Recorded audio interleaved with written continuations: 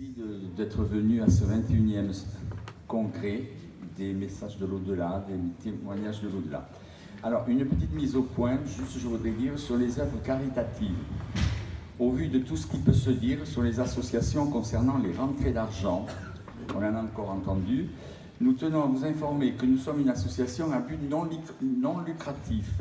Vous êtes très nombreux à notre congrès annuel et nous vous remercions de votre présence, bien sûr. La participation financière demandée nous sert à couvrir les frais de déplacement des intervenants, de location de salles, d'hôtels et de restaurants pour les intervenants.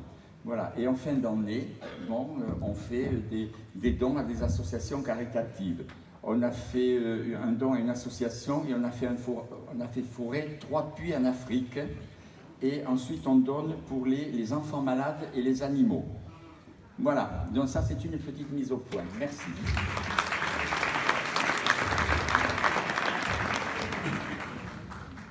Alors, je vais vous présenter le docteur Jean-Dominique Dana.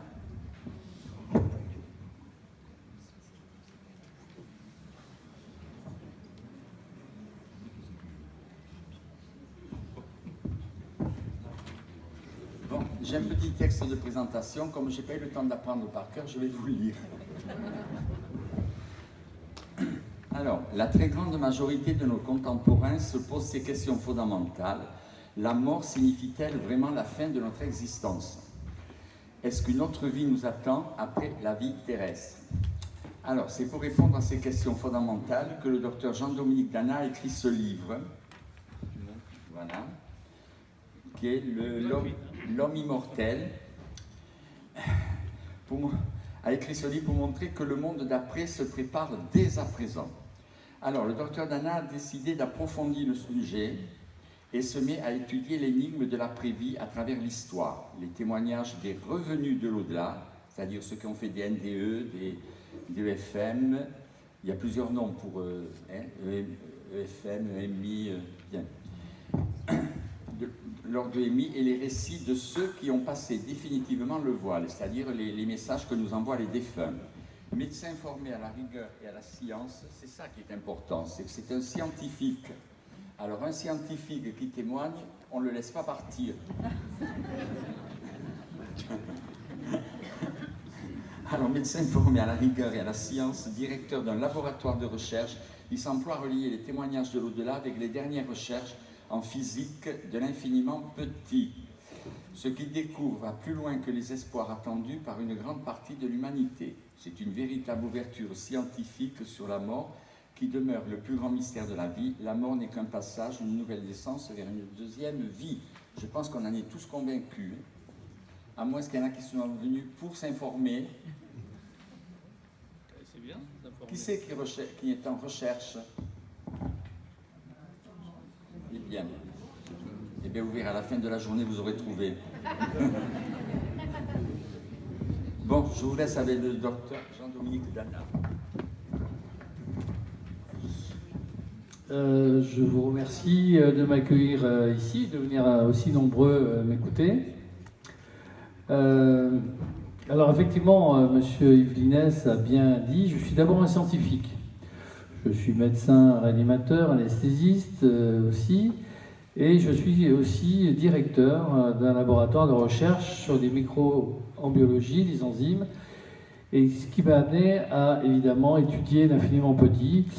Et mes rencontres avec des physiciens quantiques, j'ai fait le lien entre l'au-delà et la science. Alors j'ai voulu être très éclectique, j'ai regardé tous les événements surnaturels qui existent, qui ne sont pas encore expliqués ou mal expliqués. Et au regard de la science, je les ai étudiés, moi, et beaucoup d'autres chercheurs. Et vous verrez que les signes sont tellement évidents que ceux qui ne veulent pas les voir, c'est qu'ils ne cherchent pas à comprendre. Ils sont dans leur confort. Vous savez que ce qui est dominant dans notre société, c'est le matérialisme, c'est-à-dire on se préoccupe de soi, et surtout on ne veut pas changer quand on a une petite vie confortable. Malheureusement, la vie sur cette terre, comme je l'expliquerai tout à l'heure, qui est une des 3 vies que l'on a, est une vie d'épreuve et de souffrance, et que la félicité ne dure pas.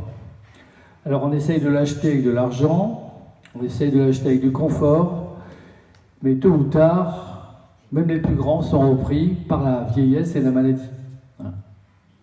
Les exemples sont nombreux, je pense que tout le monde, tous les grands puissants, un jour ou l'autre, ont compris que l'essentiel c'était la santé. Et un que j'ai particulièrement connu, c'était François Mitterrand, parce qu'il était comme moi charentais, que sa mère et ma mère étaient, enfin sa mère était amie avec sa sœur, était de Charlac-Champagne, il a fait ses études à Angoulême, chez les pères. Et lui qui a passé sa vie à déglinguer tout le monde, et en particulier à prendre le pouvoir, lorsque la maladie est arrivée, il faut savoir qu'il a découvert son cancer avant 1981. Il avait déjà des métastases à cette époque. Malgré tout, pendant 16 ans ou 14 ans, il a essayé d'oublier ça, mais sur la fin de sa vie, ça l'a récupéré, ça l'a repris, et il s'est rappelé son enseignement religieux qu'il avait eu chez les pères à Saint-Paul. Et moi, je l'ai connu un tout petit peu, et il est rentré dans une sorte de mysticisme. D'un coup, la mort qu'il attendait, il a commencé à réfléchir, mais c'est vrai, tout ce qu'on m'a appris, il a commencé à regarder derrière lui, il a vu que le bagage qu'il avait était un peu avarié quand même, et qu'il ne risquait pas d'être accueilli avec des fleurs là-haut. Donc, il a beaucoup lu, réfléchi, et je pense qu'il est revenu au moins gnostique. Il y en a eu d'autres comme ça. Un cas aussi très connu plus mondialement, c'est Jean-Paul Sartre. Jean-Paul Sartre qui a toujours dit Dieu n'existe pas. Eh bien, à la fin de sa vie, son secrétaire qui était de gauche, qui était juif. Ils ont discuté beaucoup, il était connu ce monsieur, son nom ne me revient pas, mais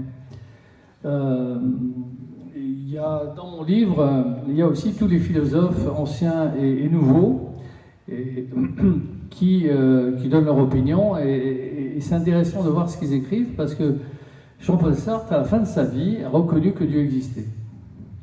Alors évidemment, tous ses amis, ils ont étouffé l'histoire, ils leur ont mis « toi tu sors plus de ta chambre, tais-toi ». Mais je crois qu'au fond de nous-mêmes, tous nous avons cette question, d'où venons-vous? Qu'est-ce qu'on est venu faire sur Terre? Et où allons-nous après? La vie terrestre d'un individu, c'est un clignement d'œil dans l'histoire de l'univers, si on fait c'est absolument ça. Donc, notre vue sur Terre, elle a un but.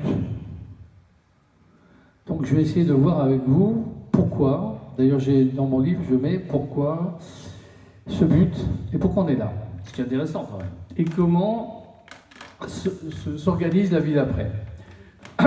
Alors, j'ai toujours essayé de voir ça avec des yeux d'un scientifique. J'ai été aussi d'éducation religieuse comme Mitterrand quand j'étais jeune, un peu la même chose. Dans la vie, après, j'ai pris une optique différente où la religion m'intéressait moins. Comme beaucoup, on fait des enfants, on fait des affaires, on voyage, voilà. Et à l'occasion d'un malheur qui m'est arrivé, où j'ai tout perdu, où j'ai pensé à un moment vouloir moi aussi rejoindre le monde d'après, je me suis posé la question. Je me suis posé cette question. Et j'ai commencé à réfléchir et à lire, parce que s'informer. Et puis quand mon jeune frère est parti, est décédé malheureusement d'un glioblastome, c'est une tumeur très agressive cérébrale, je me suis encore posé la question et j'ai décidé d'écrire ce livre. Alors j'ai mis 6 ans pour l'écrire. Pourquoi? Parce que j'ai lu énormément, 250 livres, et j'ai voulu être très éclectique. C'est-à-dire que j'étudie ça à travers la médecine, avec les expériences que j'ai eues moi-même, et mes confrères de la Pitié-Salpêtrière, avec des physiciens quantiques, pour essayer de faire le lien entre le réel et ce que nous disent le surnaturel, donc la physique et la métaphysique, avec les religions, et aussi avec les écrits de Jean Prieur et de François Brune, qui racontaient un tout petit peu que les histoires de ceux qu'on appelait les envoyés christiques, Pierre Monnier, Roland de Juvenel, Karine Drey, des gens très purs, très, très vrais, qui ont raconté à leurs parents ce qui se passait. Et j'ai voulu faire le parallèle entre ce que je ressentais moi avec mes confrères sur les NDE, c'est-à-dire les EMI, les étudiants de mort imminente, qui s'arrêtent évidemment à la frontière, parce que ceux qui reviennent raconter, ils ne sont pas morts. Et puis ceux qui sont vraiment partis. Et ce qui est très intéressant, c'est voir le lien entre les deux. Alors la chronologie n'est pas la même, hein, parce que quand vous êtes mort, vous avez le temps. Alors que dans une NDE, ça se passe la plupart du temps, quelquefois en quelques minutes, des fois en quelques heures. La plus longue des NDE, c'est celle du professeur Eben Alexander, elle a duré 1 semaine. Et ce qui est étonnant, c'est qu'effectivement, il y a un lien entre les deux. Et c'est ce lien que je vais vous montrer, que j'ai mis dans mon livre. Il y a des liens aussi avec le surnaturel. On s'est rendu compte que si on étudie bien le surnaturel, on rejoignait de la physique. Et la physique quantique, pas la physique macroscopique, qui elle ne comprend pas pourquoi quand un corps, dans 99,99 des cas, quelqu'un qui meurt instantanément, au bout de 2 heures, la putréfaction commence son œuvre, c'est immédiat, et d'ailleurs tous les bons manuels expliquent comment ça se passe. Même maintenant, dernièrement, des Canadiens ont étudié ce qui se passe au niveau du cerveau lors de la mort. Alors, tout ça, j'en parlerai. Malheureusement, je n'ai qu'1 heure. Monsieur Linès ne m'a pas accordé plus. Alors, essayez de faire tout ce travail de 6 ans en 1 heure, ainsi qu'un livre de 440 pages. Je ne saurais vous conseiller de l'acheter, ce qui fera très plaisir à mon éditeur, là-bas. Et en même temps, vous apprendrez beaucoup de choses, parce que tout ce qui est là-bas est vrai. Je n'ai rien inventé, c'est pas un roman. Hein. C'est pas l'histoire de ma vie. C'est l'histoire de choses réelles qui sont réellement passées, qui ont été étudiées par des scientifiques et qui montrent que vraiment la vie d'après existe et que cette vie que l'on a aujourd'hui continue. Vous vous rendez compte si cette vie, vous, moi, nous sommes importants pour nos enfants, mais pour nous aussi. Ça devait finir dans soit un linceul blanc, le sang qui se glace et qui coagule, enfin moi qui vois beaucoup de cadavres. D'ailleurs, petite anecdote, j'ai fait des EPO. Alors, vous savez, la nuit, quand un patient est en coma dépassé, on prend ses organes. Alors, celui qui est corvé, ça peut être chacun de l'équipe. Alors moi, ça m'arrive. C'est pas agréable, hein, il faut endormir, enfin, quelqu'un qui est dans le coma, il faut le maintenir en vie en 6 heures, le temps de tout le prélever. Alors des fois on prélève que la rétine, les reins, le poumon, alors des fois on prélève tout. Et le dernier que j'ai eu, c'était un légionnaire de 22 ans, qui en permission, il était revenu d'Irak, il avait eu un accident de voiture, ça peut être idiot, et il avait un trauma crânien, et il était absolument intact. Et ce jeune homme qui était là, il était splendide, hein, 22 ans, sportif. Et jusqu'au bout, on le maintient en vie. Et quand on décide de prendre son cœur, c'est-à-dire cette dernière, à la fin, on prend son cœur. Hein, si on le prend, mais bon. On achète un produit pour arrêter le cœur. C'est un produit glacé. Et en 1 minute, on meurt. Et là, on le voit, parce qu'en 1 minute, on passe de quelqu'un qui dort à quelqu'un qui est mort. Et il devient blanc, il devient les caractéristiques de la mort. Mais de voir un jeune homme comme ça, que j'ai gardé pendant 5 heures en vie, pour le voir tout d'un coup, ça fait un choc. Je peux vous assurer que là, on voit la mort. Mais il faut se dire que c'est le corps physique qui meurt. Ce n'est pas l'individu. Ce n'est pas la conscience, puisque les dernières études, toujours en physique quantique, montrent que la conscience n'est pas dans le corps physique, elle est dans le corps métaphysique. C'est cette conscience qui s'évade la nuit pour faire des songes. Dans la méditation, c'est cette conscience qui, dans le coma, voit, entend. Même chez les aveugles, ils voient pendant le coma. Je vous raconterai l'anecdote d'un patient qui a été 3 mois dans le Covid il y a l'année dernière, et il était mal en point, hein, ceux qui vont en réanimation de Covid, même si dans 99% ça fait rien, mais quand ça fait, ça fait. Et ce pauvre monsieur qu'on avait retourné de tous les côtés, il m'a raconté tout ce qu'il y avait autour de lui, pourquoi il était là, qu'il avait vu sa famille, les enfants, les amis qui étaient venus. Il a décrit tout l'environnement. Et là, j'étais un peu stupéfait parce que ce monsieur était aveugle de naissance. Il n'avait jamais vu. Et avant, il ne voyait pas, après, il ne voyait plus, mais pendant le coma, il voyait. Et il a vraiment décrit, avec précision, ça, il y a des choses qu'on ne peut pas inventer, et il entendait et il voyait.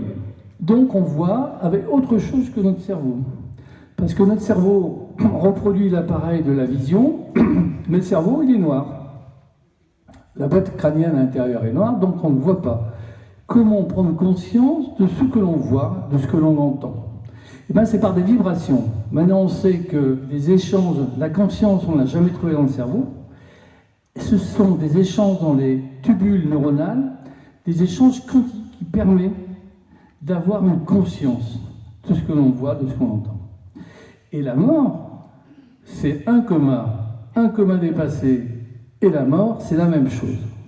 C'est strictement la même chose, c'est-à-dire votre conscience.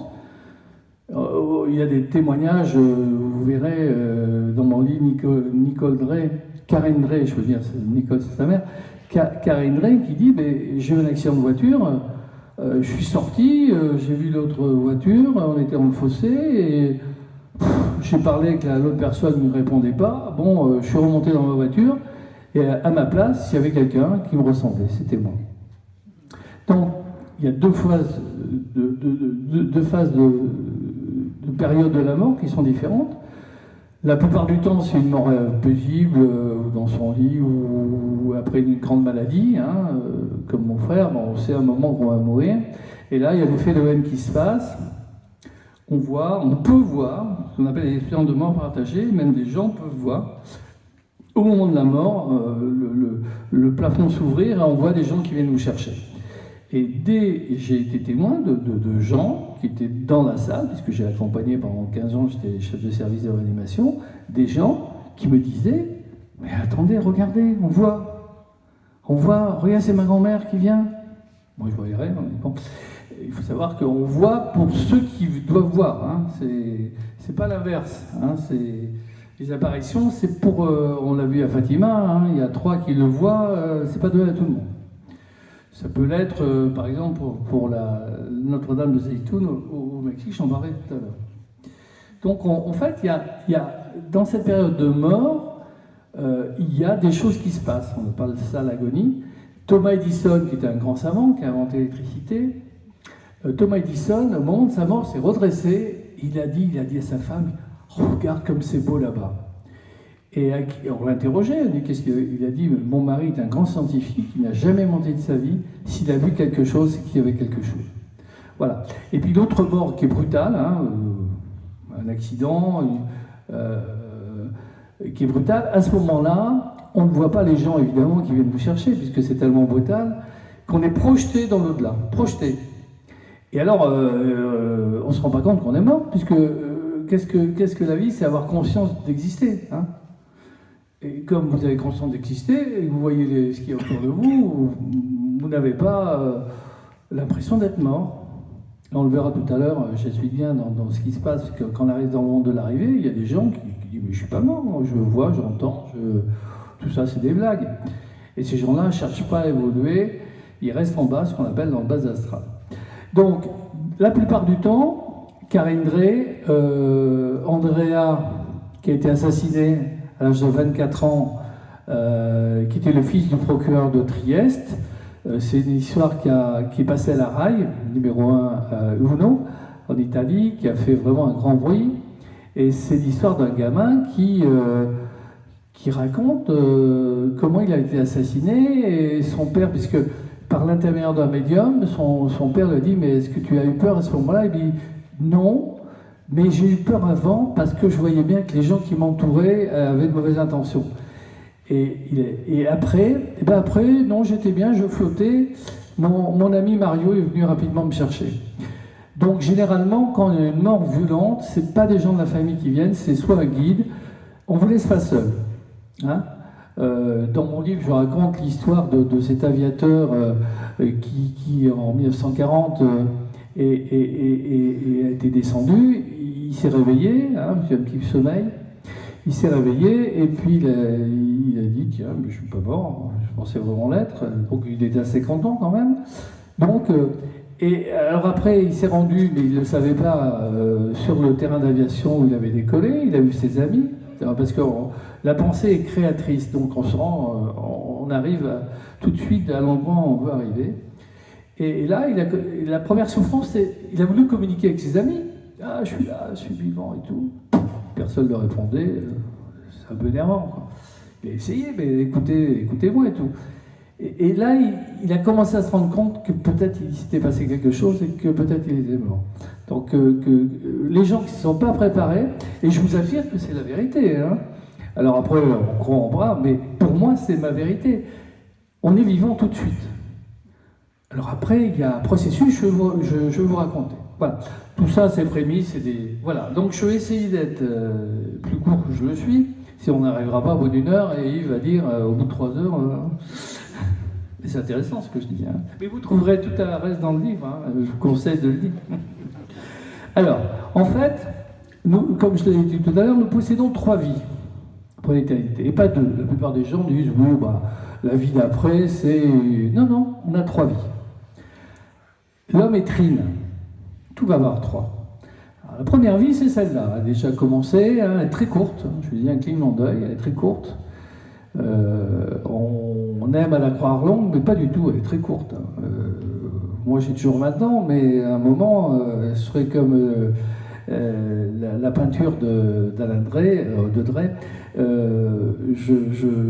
Si je regarde mon miroir, j'aurais plus 20 ans. Et dans sa tête, on a 2 jours. Donc, c'est pas... Donc, cette première vie, elle a un sens. Alors, quel est le sens de cette première vie? Alors, tout le monde s'interroge là-dessus, mais ceux qui sont... Donc, je ferai toujours un parallèle avec ceux qui savent, hein, c'est-à-dire ces envoyés christiques dont je vous ai parlé, là, Pierre Monnier, Roland Juvenel, Arnaud Goernec, Jean Carin. Ceux qui savent, ils disent le sens de la vie, c'est de prendre conscience de la partie divinité qui est en nous. C'est de prendre conscience qu'on est autre chose que du matériel. C'est pas facile parce que déjà pour y prendre conscience, il faut y penser. Et entre les petits qui pleurent le matin, le petit déjeuner à préparer, le bus qui est en retard et le patron qui va gueuler parce qu'on arrive 5 minutes, on n'a pas trop le temps de penser pourquoi je suis sur Terre. Mon cher patron, j'ai pensé ce matin que il risque de vous regarder d'un drôle d'œil. Donc voilà. Et bien important, c'est ça. Le but de la vie, c'est de prendre conscience qu'on existe et pourquoi on existe. Ça, personne ne peut répondre à votre place. Il faut savoir que ce qu'on va faire de notre vie ici détermine ce qu'on sera demain, dans l'autre vie, dans la deuxième vie. Alors, la première vie est aléatoire. Hein. Pourquoi moi je suis né à Cognac et qu'un autre est né en Afghanistan, ça, je ne crois pas que la science puisse y répondre. Seul Dieu peut le faire, il a certainement ses raisons. Mais ce que disent les envoyés, dans cette vie-là, notre destin est tracé. Ils disent que même on l'a choisi, puisqu'en fait, on existait avant de venir ici, puisqu'on est des esprits incarnés. On n'est pas un corps qui a reçu un esprit, on a un esprit qui, pour une raison très simple, s'est incarné, parce que notre but, c'est de retrouver ce qu'on a perdu. Alors, dans mon livre, j'explique une hypothèse que pourquoi on est sur Terre et d'où on vient. Bon, je n'ai pas le temps de vous le dire ici, mais c'est intéressant de savoir la raison, pourquoi on vient sur Terre et pourquoi on ne va pas au paradis direct. Et bien, il y a une raison, c'est que comme on a voulu choisir, grâce à nos ancêtres, entre le bien et le mal, on a voulu libre de notre destin, eh bien, ce libre arbitre que l'on a, on doit l'exercer sur la Terre. Et ce libre arbitre nous permettra d'avoir notre situation dans la deuxième vie qui ne sera pas aléatoire, et qui va répondre aux lois du karma. Ce que l'on sème ici, on récolte plus tard, en bien ou en mal. Ça, il faut déjà y prendre conscience. Et je vous dirai quelle est la seule manière sur laquelle on est jugé. Donc, ce que l'on fait ici conditionnera notre confort dans notre vie. Voilà. Ensuite, la deuxième vie. Donc, comme je vous ai dit, le moment de la mort, on arrive là, on est un peu perdu, et là, il y a des guides ou des gens de famille qui vous accueillent. Et là, on est tout à fait conscient de ce que l'on est, on se souvient surtout de notre existence. Hein. Alors, on a un pincement du cœur pour ceux qu'on a perdus, c'est vrai, parce que si on a du cœur et de l'empathie et qu'on aime ses enfants, ses petits-enfants, mais on a une chance, c'est que dans le réconfort moral, la vie dans la seconde partie de notre existence, je parle d'existence éternelle, on a une joie qu'on n'a pas sur Terre. C'est comme ça. Enfin, pour la plupart des gens, les tièdes et les bons, les mauvais, ils n'ont pas la joie d'entrer, ils ne sont pas bien. Je vous dirai pourquoi. Donc, il nous montre une clarté par laquelle nous devons nous diriger pour passer ce fameux tunnel que certains appellent la vallée sombre de la mort, parce que ce tunnel est noir, mais au bout, on a une lumière. Donc il faut prendre ce tunnel. Alors c'est pas facile à prendre, il faut être guidé. Il y a des gens qui, dans le monde de l'arrivée, ne le voient pas, ne veulent pas le voir, ou restent accrochés à la matière. L'histoire que Médium me racontait, où il y a une personne qui était là, qui avait planqué de l'or dans sa cheminée, et il restait accroché pour voir qui c'est qui va toucher à son or. Il restait là, il a vu des générations qui passaient, il lui restait. Et on peut rester comme ça, c'est ce qu'on passe, un peu les gens qu'on appelle des fantômes, ne veulent pas monter, donc ils restent accrochés à cette vie qui ressemble beaucoup à la Terre. Le monde de l'arrivée, c'est tout ce qui existe ici prend ses racines dans l'au-delà. La seule différence, c'est que c'est beaucoup plus beau après. Je vous parlerai du corps métaphysique tout à l'heure, mais le corps métaphysique n'est pas limité. Nous, on est limité. Nous, on est très limité. Le cerveau, en fait, sert à nous limiter. Il nous limite pour que le réel qui nous en dire qu'on ne voit pas, le réel, c'est le visible et l'invisible, ce réel corresponde à notre réalité. Imaginez que vous voyez toutes les couleurs qui existent, tous les sons. Vous n'êtes pas préparé à ça, c'est impossible. Il faut avoir un corps différent du vôtre. Donc nous, on est limité. On va de l'infrarouge à l'ultraviolet, on entend de l'infrason à l'ultrason, mais il y a d'autres qui entendent les animaux, par exemple, ils entendent les ultrasons. Nous, on ne les entend pas. Mais le jour où vous allez vous débarrasser de votre corps, hein, comme un vêtement qui va tomber en poussière, votre corps métaphysique va vous transporter et vous aurez, ce que je vais vous expliquer tout à l'heure, les 4 dons du corps, métaphysique, qui sont l'agilité, la subtilité, l'immarcessibilité et la clarté. Donc dans la deuxième vie, on en a 3. On a la subtilité, c'est-à-dire que on peut traverser les corps.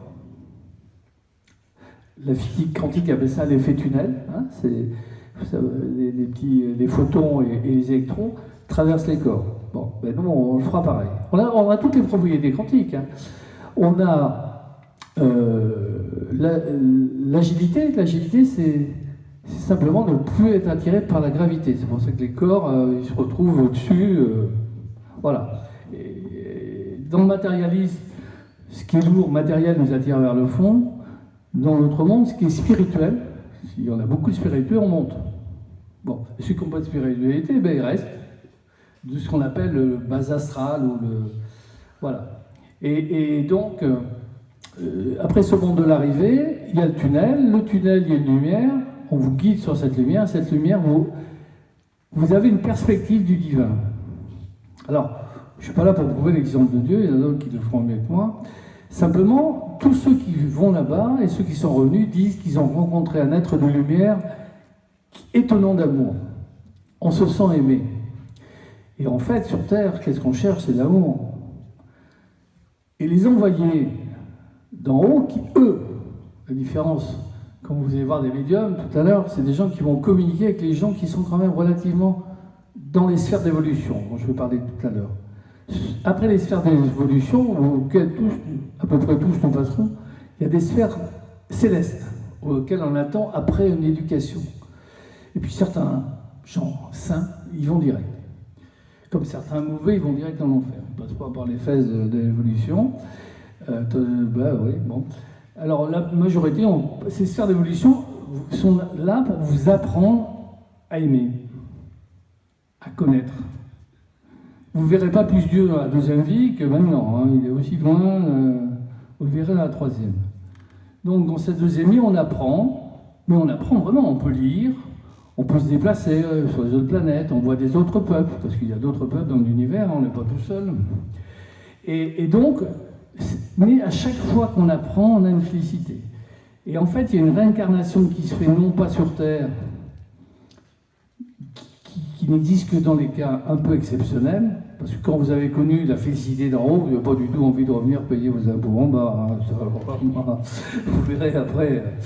Donc, la plupart des gens ont une nouvelle vie, mais pas sur cette terre. Ils ont une nouvelle vie dans des sphères, comme a dit saint Paul. Vous évoluerez de sphère en sphère tout autant merveilleuse. Et sans arrêt, on évolue. À chaque fois qu'on passe un niveau, on a un temps de sommeil et on se réveille dans une sorte de disposition supérieure. Et à chaque fois, on a une joie supérieure. Alors, je ne sais pas comment on peut avoir une joie sans arrêt. Je ne sais pas. Si on me dit que je gagne au loto aujourd'hui, je vais être content. Hein. Si demain on me dit que tu regagnes, je vais être content. Mais au bout de la 10e fois, je dis bon, c'est bon. Hein. Place pour les autres. Mais non, mais là, on a une joie sans arrêt renouvelée. Bon. Ça, c'est. Alors. Donc, cet atome de lumière, il va vous montrer tout ce que vous avez fait dans votre vie. C'est ce qu'on appelle l'examen de passage. Alors, ce n'est pas un examen avec un... Moi, j'ai passé quelques euros, hein, 12 ans d'études, mais il vous montre tout ce que vous avez fait et ce que vous n'avez pas fait. Et sur quoi on est jugé? Eh bien, on est jugé sur une chose, l'amour. Pourquoi? Parce que les envoyés d'en haut le disent, Dieu est amour. Si ce n'était pas le cas, on n'existerait pas. Hein. Si c'était Poutine qui était à la place de Dieu, ça m'étonnerait qu'il nous aurait fait exister. Donc si c'était le diable, qui ne pense qu'à la destruction, la création, c'est un acte d'amour. Quand vous faites un livre, quand vous offrez un bouquet de fleurs, quand vous faites un travail, même chez vous, quand vous offrez quelque chose à vos enfants, il y a toujours sous-tendu un acte d'amour. Voilà. C'est ça, en fait, on se rend compte. Tous les jeunes délinquants qui agressent des pauvres dames pour leur piquer 10 euros, c'est des gens qui manquent d'amour, je suis désolé. Hein. Bon, c'est vrai, on dit ouais, c'est une excuse, ils manquent d'amour. Mais quelque part, au départ, toutes les souffrances, si on a été maltraité, si on a été violé, si on a été délaissé, des blessures d'amour propre, même à l'âge adulte, ces blessures d'amour propre hein, la belle-sœur, là, qu'est-ce qu'elle avait besoin de dire ça hein, bon, et puis je lui parle plus pendant 3 mois, et puis voilà, c'est un peu idiot. Hein. Ouais, mon frère, je suis resté sans lui parler pendant 4 ans. Parce que, non mais c'est vrai.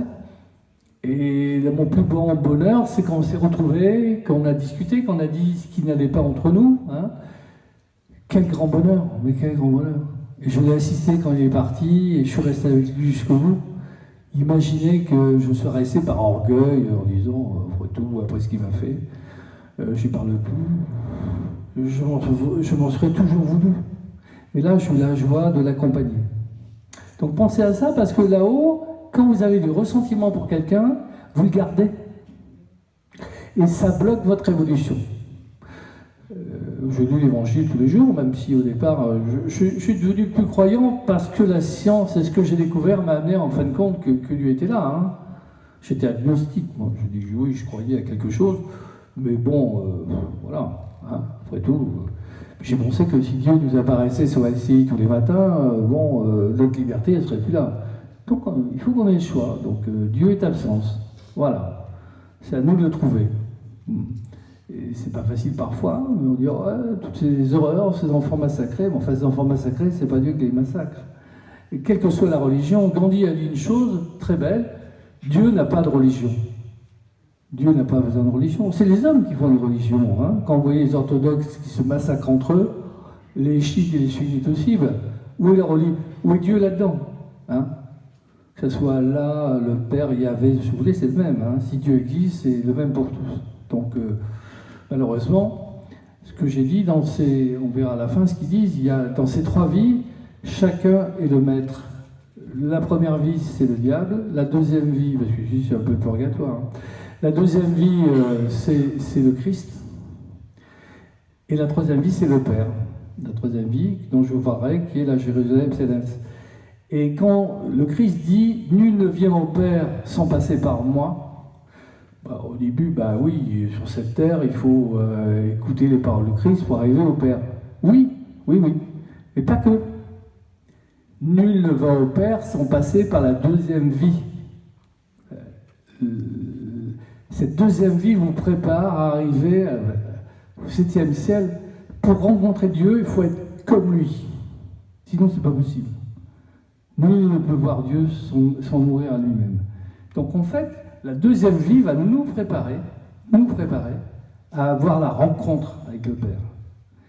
Et cette vie peut être très longue, des siècles et des siècles, parce que Dieu a le temps. Il va falloir qu'on devienne comme lui. D'ailleurs, en passant on va voir les différents rangs, les sphères d'évolution, dans la deuxième vie, ce qu'on appelle le Hadès, où chacun, son aura, son corps métaphysique, aura une couleur. Et plus il va devenir spirituel, plus cette couleur va tirer vers le blanc et vers la couleur de brillant. Et quand il sera rendu en haut, il sera transparent. Son corps métaphysique sera devenu un corps spirituel. Et à ce moment-là, il pourra passer de l'autre côté. Bon, ne grillons pas les étapes, parce que le temps est long.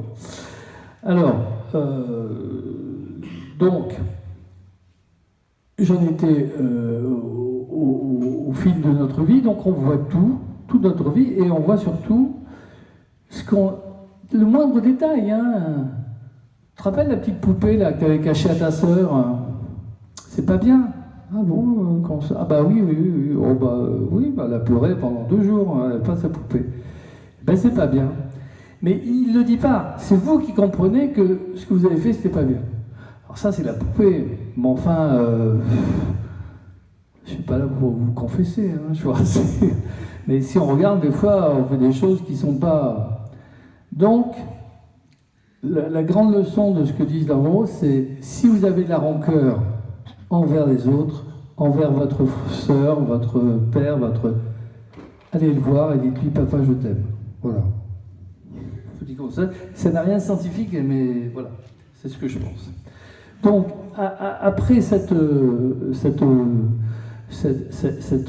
révision de la vie, vous allez comprendre, votre conscience, votre âme, va conscience ce qu'elle doit faire. Elle aura le choix.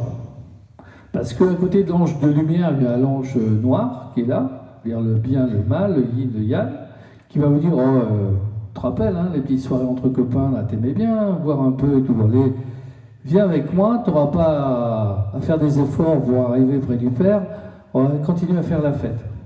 Et c'est comme ça que ça se passe, vous aurez le choix. Malheureusement, le choix facile qui mène, dans la deuxième vie, on aura toujours le choix.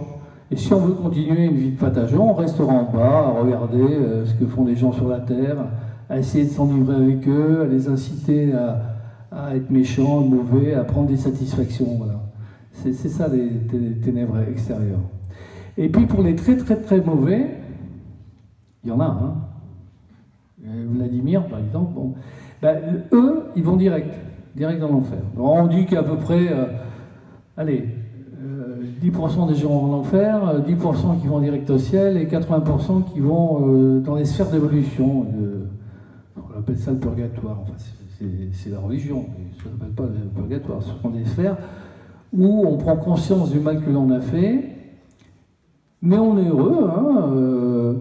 Il y a quelqu'un qui a Catherine Ney, elle a dit j'ai vu grand-père, il était à la pêche sur son bateau et ça allait très bien. Parce que dans la deuxième vie, c'est une vie avec des arbres, des fleurs, des animaux. C'est une vraie vie. C'est pas, on n'est pas là, on habite dans des maisons. Alors, on ne dort pas, mais on se repose. On mange un peu la substance éthérique des aliments. On a une vie, même si on n'a pas besoin, les animaux qui broutent de là, et le lion broute de l'herbe aussi. Enfin, c'est éthérique. C'est éthérique. Et on recrée l'environnement que l'on a. Donc si on a un mental qui est bon, on recrée un environnement qui est bon. Si on est un salaud, la maison est bigorneau, les ténèbres, on va créer un environnement. On va être dans l'au-delà, la deuxième vie, vous êtes avec les gens qui vous ressemblent. Si vous êtes mauvais, vous allez vous retrouver avec des gens mauvais. Mais malheureusement, il y a toujours des gens plus mauvais que vous. Imaginez la prison en Amérique du Sud, vous voyez, où c'est pas terrible, dans les prisons russes. Donc en fin de compte, l'enfer c'est ça. Surtout avec des gens qui sont sans Dieu, sans amour, sans rien. C'est pas Dieu qui vous précipite dans l'enfer, hein. C'est son mantra, c'est son karma qui vous dit, bah, tu étais comme ça. Et dans la deuxième vie, on ne peut plus mentir, on ne peut plus faire semblant. Ici, on peut voir un voisin qu'on ne veut pas saquer, bonjour, tu vas bien, hein. Et là-bas, non. Là-bas, c'est pas possible de mentir. Donc là-bas, vous vous retrouvez avec des gens qui vous ressemblent. Voilà. Sauf que des fois, et c'est toujours celui qui sera le plus fort, qui sera le machin. L'enfer, c'est ça. C'est une lutte sans arrêt. Ça ressemble à la Terre. Hein. Regardez les régimes staliniens, des trucs comme ça. Mais dans certains cas, certains régimes, l'enfer, c'est ça. Hein. Je veux dire, sur cette première Terre, par moment, on peut dire que l'enfer, c'est ça quand même. Hein. Quand vous voyez les crimes qu'il y a, il y en a toujours eu des crimes, hein, je vous rassure, sauf que maintenant on les montre plus facilement, donc on en prend plus conscience. Donc voilà. Donc l'enfer, on le choisit. Alors, les gens disent, si j'ai le choix, je ne choisirai pas l'enfer, mais vous aurez... Ce choix-là, c'est vous qui l'avez fait ici. Vous l'avez déjà fait, le choix, donc le choix des gens. Après, c'est pour les gens qui sont entre les deux. Est-ce que tu veux vraiment t'améliorer? Ben oui. Et ben alors, viens. Tu auras des guides qui vont t'aider, tu vas t'améliorer, et tu vas vivre une vie agréable, mais tu auras des efforts à faire sur ce que tu vas essayer de comprendre tout le mal que tu as fait dans ta vie, comment voilà. Et ensuite, alors, ceux qui vont dans les sphères célestes, eux, ils ont, comme je le décris là, ils ont un environnement extraordinaire. Hein, les pétales sont vivantes, les roses sont vivantes, voilà, la vie vivante, hein, tout est vibration, mais les arbres sont vivants, les animaux ont une âme. Je ne parle pas d'escargots, hein, je parle des animaux vertébrés. Bon, tout ça fait qu'au bout du chemin, au bout des efforts que vous aurez faits, vous arriverez au parvis. Qu'est-ce que le parvis? Le parvis, c'est le 7e ciel. C'est le passage entre la troisième vie et la deuxième vie. Au parvis, vous rencontrerez le Christ, que l'on décrit comme étant la lumière. Hein, ceux qui l'ont vu disent le Christ, c'est la lumière infinie. C'est une lumière. Il faut savoir que j'ai parlé des 4 dons du corps glorieux, donc les 3 premières. L'immarcessibilité, c'est ce qu'on appelle, ces dons du corps métaphysique, mais je vais parler du corps métaphysique, je vous en reparlerai. Et la clarté, c'est le 4e don que vous atteignez uniquement dans les dons, dans les sphères célestes. C'est-à-dire la clarté, c'est l'aura des saints. Vous savez, ce qu'on les représente avec un truc doré, jaune doré, ben votre aura, devient blanc comme le soleil. Voilà. Alors, donc, pour reprendre les choses scientifiques, et maintenant j'ai fait le tour de ce qui vous attend, hein, et puis vous arrivez à la 3e vie, je finis, c'est là ce qu'on appelle le jugement dernier. Donc le premier jugement, c'est avec l'être de lumière qui vous attend quand vous arrivez tout de suite. Le dernier jugement, c'est le jugement dernier, où là, on vous dira si vous êtes bon pour l'éternité ou si vous n'êtes pas bon pour l'éternité. Parce que si on est immortel, on n'est pas éternel. On devient éternel que quand on arrive dans la 3e vie, pour ceux qui ont fait l'effort. Ceux qui n'ont pas fait cet effort-là, ça s'appelle la 2e mort, c'est-à-dire que l'Esprit suprême est amour, donc il ne va pas vous laisser en enfer de manière éternelle. L'Esprit, dont je vais parler maintenant, qui est lié à votre âme, qui est un don du divin, va retourner près du Père, et votre âme va disparaître, ce qu'on appelle dans la Guéhenne, et vous allez disparaître et vous n'aurez jamais existé. Voilà la fin de la 2e mort. Alors donc, pour commencer ce grand voyage, il faut admettre que l'homme est trine. On est trine. On a un corps matériel, physique, un corps métaphysique et un corps spirituel. Alors le corps physique, hein, on le connaît tous, c'est une merveille de biosciences, on est fait d'atomes. On est fait de 117 briques élémentaires, 117. Voilà, 117 atomes. Avec ça, on a fait tout l'univers. Et sachez que la composition du corps physique, du corps métaphysique, c'est la même, à une différence près, et que tout, ici et dans l'au-delà, est fait la même chose. Dieu est un mathématicien, c'est un Dieu de science. L'univers qui est fait est parfait. Les plus grands astrophysiciens comme Trinxantin disent si on avait modifié d'un milliardème la force électronvolt de la force faible, l'univers n'existerait pas. Donc on est constitué de particules élémentaires qui sont entre elles réunies par 4 forces. La force faible, la force forte, la force électromagnétique et la gravité. Donc la force faible, c'est elle qui maintient l'électron du noyau. La force forte, c'est celle qui maintient le neutron du proton. La force électromagnétique, c'est la force qui nous permet d'avoir l'énergie. Et la gravité, c'est la force qui fait tourner tout autour d'un centre. Voilà. Alors, donc les atomes, ça semble encore simple et encore composé. Les corps composés font les protéines, puis les lipides, les glucides. Et à partir de là, on a les muscles, on a tout. Là, vous voyez, c'est très simple. Puis après, on a des codes génétiques. Ce code génétique que l'on a devrait nous faire réfléchir parce que le code génétique qui est notre ADN, qui est fait de guanosine, ornithine, il y en a 4. Ce code génétique nous permet, c'est un Lego. Les statisticiens, les mathématiciens ont étudié la probabilité que la vie apparaisse sur Terre. Alors, oui, parce que le professeur Monod avait dit que c'est le hasard qui fait tout. Si ce n'était que le hasard, pour faire une seule cellule, il faudrait 7 milliards d'années. Pour faire un organe, il faudrait 30 milliards d'années. Pour faire un être humain, il y aurait plus de 200 milliards d'années. Sachant que l'univers, il a 13 milliards d'années, à chercher la différence. C'est pas possible. Le hasard ne peut expliquer pourquoi nous sommes là. Ça veut dire qu'il y a eu un code, un corps mathématique, génétique, un code, qui est le code de la vie, qui fait que nous sommes là. Et qui a fait ce code? Voilà, ça c'est une bonne question. Mais enfin, chacun réfléchit. Donc, la science vous dit que ce n'est pas possible. Ce n'est absolument pas possible. On pensait au XIXe siècle, au début du XXe, que, bon, on pouvait tout expliquer. Marcelin Barthelot, il a dit, mais non, on a tout compris, Dieu n'existe pas. C'est Laplace qui a dit à Napoléon, Dieu, c'est plus une question, on a tout compris. Ben, on n'a rien compris du tout. Parce que la découverte de la physique quantique remet tout en question. Je vous explique. En physique classique, la matière est un point. La matière corpusculaire. Matière, un point. En physique quantique, c'est le contraire. La matière est ondulatoire et l'onde, c'est une onde de probabilité.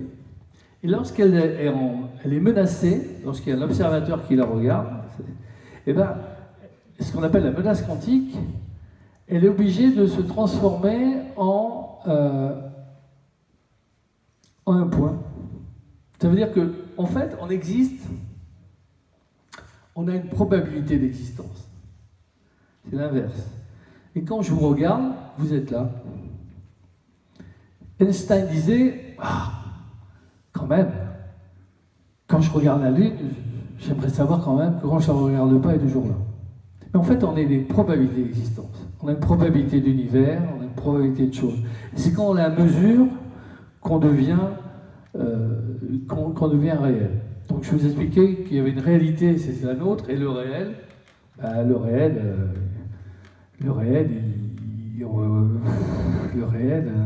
on a des petits cerveaux, on ne peut pas comprendre le fini, on ne peut pas comprendre l'infini. Hein. Donc on le saura un jour, mais là c'est quand même très difficile à comprendre.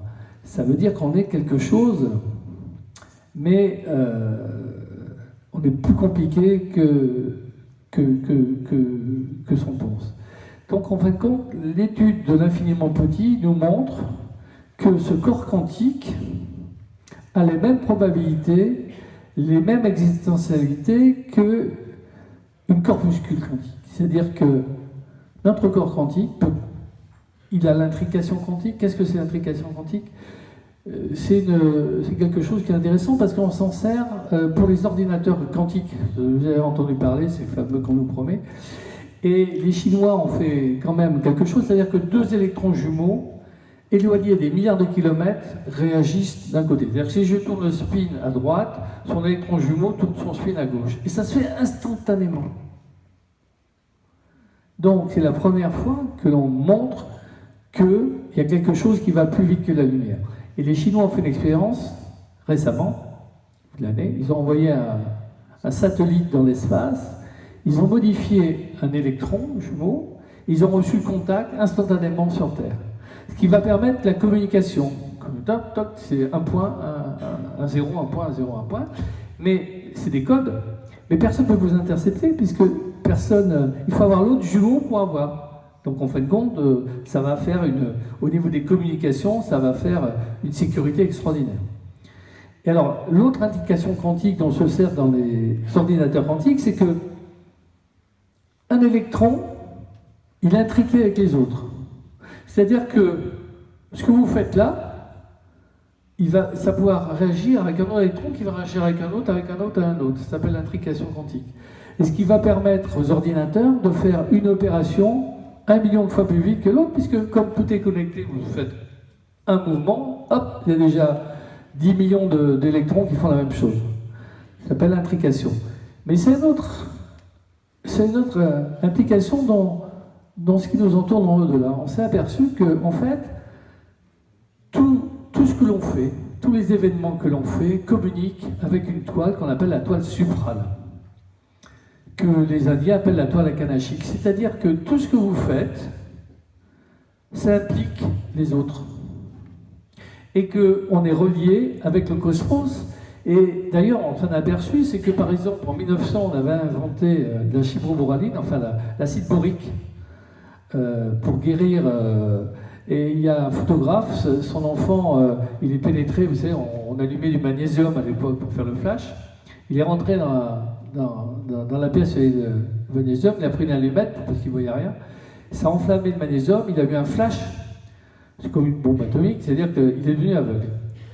Et le père qui se sentait très coupable, la nuit, il a été agité, il n'était pas bien, il était sueur, il est entré dans une sorte de délire. Et il a dit, il faut mettre de l'acide borique dans les yeux de mon fils. Oh, tous les médecins ont dit, mais il est fou, mettre de l'acide dans les yeux, mais madame, faites pas ça, faites pas ça. Mais il y a quand même un médecin qui a dit, pourquoi il a dit ça? Il a fait des recherches, et à l'autre bout de l'Amérique, il y a un laboratoire qui a dit, mais comment vous savez ça? Oui, on a fait des essais avec l'acide borique, et ça calme l'inflammation des conjonctives et des cornées. Alors maintenant, c'est simple, hein, c'est la chibroboraline, ou l'acide borique, ou les dermacudos que vous mettez dans vos yeux, quand ils sont inflammés, ça vient de là. Hein. Ça veut dire que même moment, la recherche qui avait été faite à l'autre bout de l'Amérique, lui, il en a eu conscience. Ça montre bien qu'il y a un lien. Alors, vous verrez les médiums tout à l'heure qui vont dire qu'effectivement, ce lien existe. Mais la science montre que ce lien existe, puisque dans certaines découvertes, on s'aperçoit que c'est lié. Et la physique quantique montre bien que c'est possible. Donc, vous avez se déplacer, la duplication peut être dans deux endroits en même temps. Si vous envoyez un rayon de laser sur un cristal, il va aller dans 3 endroits différents, ou 4 endroits différents. Et chaque endroit où il va est une probabilité qu'il continue. C'est pour ça qu'on parle d'univers, multi-univers. Et multivers, ça veut dire qu'il peut y avoir plusieurs univers. Et puis on s'est dit, alors en fin de compte, s'il y a des milliards d'univers, il n'y en avait qu'un qui était compatible avec la vie, c'est le nôtre. Bon, dès qu'on avance cette théorie, il y a plein de gens qui ont... Mais ça veut dire que la physique quantique montre qu'on peut être à plusieurs endroits à l'infant, et on a eu des saints qui sont retrouvés. Alors, je reviens sur les saints parce que je fais toujours le parallèle avec ces événements surnaturels qui sont expliqués par le corps quantique. La lévitation, vous pouvez. Joseph de Cupertino, dès qu'il voyait l'évêque, il montait au-dessus. On était obligé d'aller chercher une échelle pour faire descendre de l'arbre. Mais c'est vrai, ça a été noté, puisque dans les archives du Vatican, et les plus grands princes d'Europe, Maximilien d'Autriche, est allé le voir, et il a même pris son épée pour dire, mais c'est un truc là, il n'y avait rien. C'est lévitation, perte de la gravité. Hein, c'est-à-dire, bon, c'est ce qu'on appelle l'agilité. Bon. La bilocation, Padre Pio, il pouvait se trouver dans 2 endroits à la fois. Ah, mais je vous ai dit, mais vous verrez, j'ai discuté hier avec une médium qui me disait à un moment, j'étais chez moi, et pourtant la personne m'a dit, mais je vous ai vu, vous étiez avec moi cet après-midi. Et elle n'a pas bougé de son... Et c'est vrai. Alors, c'est pas possible. Si. Et c'est expliqué par la physique quantique, c'est-à-dire que le proton peut être à plusieurs endroits à la fois. L'immarcessibilité, c'est-à-dire la manière d'être immortel. Écoutez, moi j'habite à côté de Nevers, j'étais médecin à l'hôpital pendant un certain temps, je suis allé voir Bernadette, Bernadette, elle est intacte. Hein, bon, c'est pas vrai. Ah oui, mais on a mis un peu de cire. Non, on a mis un peu de cire parce que quand on l'a sorti à l'air, il y a une petite oxydation de la peau, c'est noir, c'est pas... Bon, voilà. Et je suis allé voir le curé d'Ars, je suis allé voir à la chapelle miraculeuse. Moi, j'aime bien voir ça, parce que ça m'intéresse en tant que scientifique. Écoutez, il y a 252 corps, hein, dont Padre Pio d'ailleurs, qui sont intacts.